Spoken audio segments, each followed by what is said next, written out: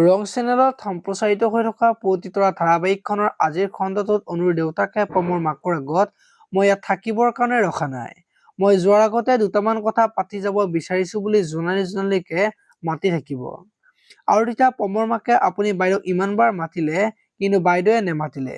বাইদেউ নাখে আৰু ইয়াতে আপুনি বুজি পাব লাগে বাইদেৱে আপোনাক থাকিব নিদিয়ে, গতিকে ইয়াক লৈ মই যুঁজিব নোৱাৰো বুলি কব আৰু তেতিয়া মোৰ বাবে কোনেও যুঁজিব নালাগে, তুমি আৰু পম ইয়াতে থাকিব লাগিব বুলি কৈ যাবলৈ ওলাব।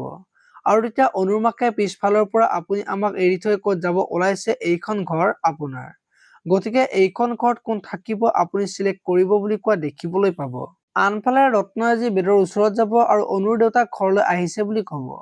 আৰু তেতিয়া বেদই এয়া কেনেকৈ সম্ভৱ বুলি কব আৰু মানুহ এজনক মুখাগ্নি কৰাৰ পিছত কেনেকৈ আহিব পাৰে, তই পাগল হলি নেকি বুলি ৰত্নক কব আৰু ৰত্নই দেউতাকক বোলে কোনোবাই অপহৰণ কৰি আবদ্ধ কৰি ৰাখিছিল বুলি বেদক কব। আৰু তেতিয়া বেদই কথাবোৰ চিনেমাৰ নিচিনা লাগিছে বুলি কোৱা দেখিবলৈ পাব। আপোনালোকে পতিতৰা ধাৰাবাহিকখন চাই কেনেকুৱা পায় কমেন্ট কৰি জনাব। আৰু যদি আপোনালোকে এতিয়ালৈকে চেনেলটো ছাবস্ক্ৰাইব কৰা নাই তেতিয়াহ'লে চেনেলটো ছাবস্ক্ৰাইব কৰি ভিডিঅ'টোত এটা লাইক কৰি দিব। ধন্যবাদ।